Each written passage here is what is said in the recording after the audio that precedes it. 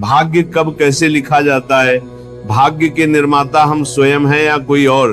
क्या हमारा भाग्य पहले से लिखा होता है? हमारे भाग्य में जो भी कुछ घटता है क्या वह पहले से तय है? संध्या का समय था। समुद्र की तेज लहरें द्वारिका के महल से टकराकर शोरगुल कर रही थीं। वहीं गरुड़ राज अपने मन के सवालों से विचलित होकर श्री कृष्ण के पास आते हैं। गरुड़ का मुख देखकर कृष्ण भगवान बोले, गरुड़, आज तुम्हारे पंख स्थिर हैं, मुख पर उदासी है, क्या हुआ गरुड़? कोई सवाल तुम्हारे अंतर्मन को विचलित कर रहा है। तभी गरुड़ ने कहा, भगवान, मैं जानना चाहता हूं कि मनुष्य के भाग्य में जन्म से मृत्यु तक जो भी घटना घटती है क्या वो पहले से तय होती है? मृत्यु और जन्म ही एक ऐसा सत्य है जिसे कोई टाल नहीं सकता। लेकिन हमारा भाग्य हमारे जन्म से पहले लिखा जाता है या जन्म के बाद? मनुष्य का भाग्य कब लिखा जाता है? क्या मनुष्य का भाग्य उसके जन्म से पहले ही लिखा जाता है? गरुड़ पुराण के इस रहस्यमय ज्ञान को जानने के बाद जीवन के समस्त लोभ, क्रोध, मोह और दुखों का अंत हो जाएगा। भगवान श्री कृष्ण कहते हैं, कभी भी किसी व्यक्ति को बातों को आधा अधूरा नहीं सुनना चाहिए, क्योंकि आधा अधूरा ज्ञान हमेशा विष के समान होता है। श्री कृष्ण ने कहा, गरुड़, हर मनुष्य के जीवन में जो भी कुछ होता है वह जन्म से पहले से तय होता है, उसे कोई टाल नहीं सकता। जो जीव मनुष्य जन्म लेता है क्या उसका भाग्य पहले से लिखा होता है? गरुड़, यह सत्य है कि मनुष्य के साथ जो कुछ घटित होता है वह उसके जन्म से पहले तय होता है या फिर वह पिछले जन्म का भोग भोगता है, यह भी सत्य है। परंतु क्या हम अपनी मेहनत और कर्मों से उसे बदल सकते हैं? फिर भगवान श्री कृष्ण गरुड़ की बात सुनकर मुस्कुराए और बोले, हे गरुड़, तुम्हारा यह प्रश्न अत्यंत गुणवान और महत्वपूर्ण है। यह मानव जाति के जन्म, कर्म और मृत्यु पर आधारित है। मैं तुम्हें एक कथा सुनाता हूं जो न केवल इस प्रश्न का उत्तर देगी बल्कि हर मनुष्य के लिए एक चेतावनी और प्रेरणा भी होगी।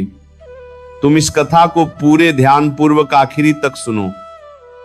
इस कलयुग भरे संसार में जो मनुष्य इस कथा को ध्यान पूर्वक आखिरी तक सुन लेगा और समझ लेगा, उसके पाप, कर्म, क्रोध और मोह से मुक्ति मिलेगी। प्राचीन काल में एक विशाल और समृद्ध राज्य था जिसका नाम अक्षयपुरी था। उस राज्य का शासक राजा रत्नधर था। राजा रत्नधर अत्यंत धर्मात्मा और न्यायप्रिय था। वह सदैव प्रजा के कल्याण के लिए कार्य करता था और धर्म का पालन करता था। उसे भगवान से एक संतान का आशीर्वाद चाहिए था ताकि वह अपने राज्य का कार्यभार किसी योग्य उत्तराधिकारी को सौंप सके। राजा रत्नधर और रानी ने कई वर्षों तक तपस्या की। इससे भगवान शिव प्रसन्न हुए और उन्हें संतान का वरदान दिया। रानी गर्भवती हुई। राजा और रानी अत्यंत प्रसन्न थे क्योंकि वे चाहते थे कि उनका पुत्र महान शासक बने। लेकिन जब रानी ने पुत्र को जन्म दिया, वह बच्चा विकलांग और शारीरिक रूप से कमजोर था। उसके शरीर की हड्डियां टूटी हुई थीं और वह सक्षम नहीं था। राजा रत्नधर का दिल टूट गया। उसने भगवान से पूछा कि ऐसा क्यों हुआ। राजा रत्नधर श्री विष्णु से मिलने गए। उन्होंने कहा, हे प्रभु, मैंने तपस्या की, यज्ञ किए, फिर भी मेरा पुत्र विकलांग जन्मा। क्या यह मेरे भाग्य में पहले से लिखा था? श्री विष्णु मुस्कुराए और बोले, हे राजा, तुम्हारा पुत्र विकलांग जन्मा है, लेकिन क्या तुम जानते हो क्यों? ये तुम्हारे और तुम्हारे पुत्र के पिछले जन्मों के कर्मों का फल है। ये उसके पूर्व जन्म के कर्मों का परिणाम है जो उसके भाग्य में लिखा हुआ था। लेकिन इसका अर्थ ये नहीं है कि तुम्हारा भाग्य पहले से पत्थर की लकीर की तरह तय था। ये घटना कर्मों का फल है। पिछले जन्मों से जुड़ा हुआ राजा ने पूछा, हे प्रभु, क्या भाग्य वास्तव में पहले से लिखा होता है? श्री विष्णु बोले, जन्म, मृत्यु और जीवन के उतार चढ़ाव पूर्व निर्धारित होते हैं, लेकिन हम जो कर्म करते हैं वे हमारे भाग्य को बदल सकते हैं। जिस दिन तुम्हारा पुत्र जन्मा उस दिन तुम्हें एक विशेष संतान का वरदान मिला था। उसे चुनौतियां मिलना आवश्यक थी ताकि वह धैर्य, साहस और पराक्रम विकसित कर सके। उसका भविष्य पिछले कर्मों के साथ साथ वर्तमान कर्मों पर भी निर्भर करेगा। हे राजन, भाग्य और कर्म का गहरा संबंध है। हमारे कर्म ही हमारे भाग्य का निर्माण करते हैं। इसलिए जीवन में सदैव धर्म और सत्य के मार्ग पर चलना चाहिए।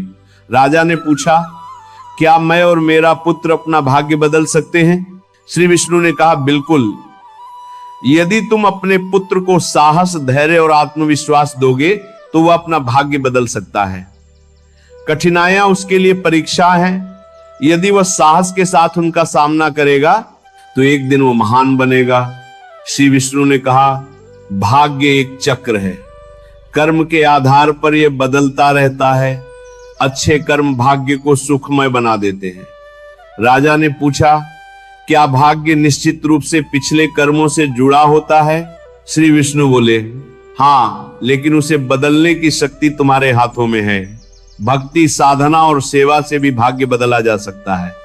ईश्वर को प्रसन्न कर मनुष्य अपने भाग्य को बदल सकता है।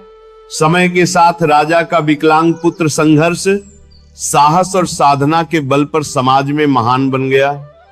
उसकी संघर्षशीलता और शक्ति ने राज्य में उसका सम्मान बढ़ाया। कृष्ण ने कहा, हे गरुड़, समझो कि भाग्य निरंतर बदलने वाली प्रक्रिया है जो कर्मों के आधार पर चलती है। अच्छे कर्म और ईश्वर की शरण भाग्य को बदल सकते हैं।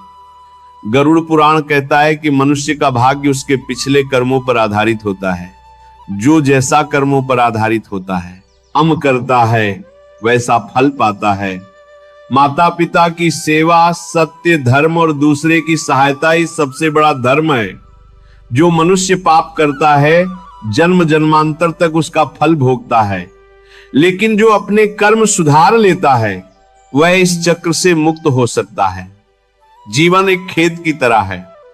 जैसे खेत में बोया बीज फल देता है, वैसे ही कर्म जीवन का फल देते हैं।